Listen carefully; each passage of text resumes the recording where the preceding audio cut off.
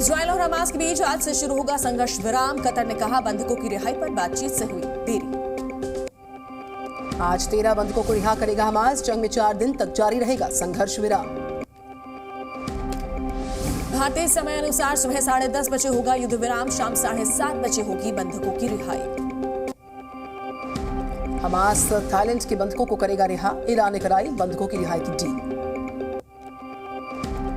Qatar ने कहा दोनों पक्षों में बंधकों की सूची की अदला बदली। हर बंधक पर 3 फिलिस्तीनी किए जाएंगे रिहा।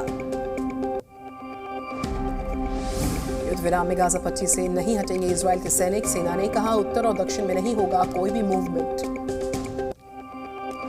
कतर के विदेश मंत्रालय का बयान। कहा जंग की वजह से एक पूरी पीढ़ी को खतरा।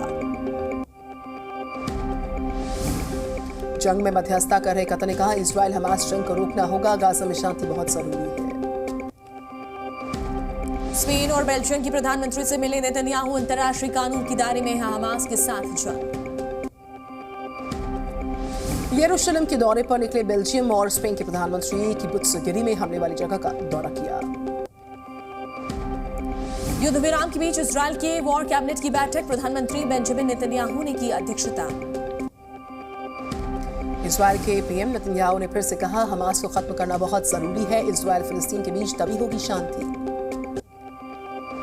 सेंट्रल गाजा में हुआ बड़ा हमला। शरणार्थी शिविर पर एयर स्ट्राइक में 12 लोगों की मौत। गाजा के खान यूनिस में एयर स्ट्राइक। रिहायशी इलाके को बनाया गया निशाना। कई लोगों की मौत।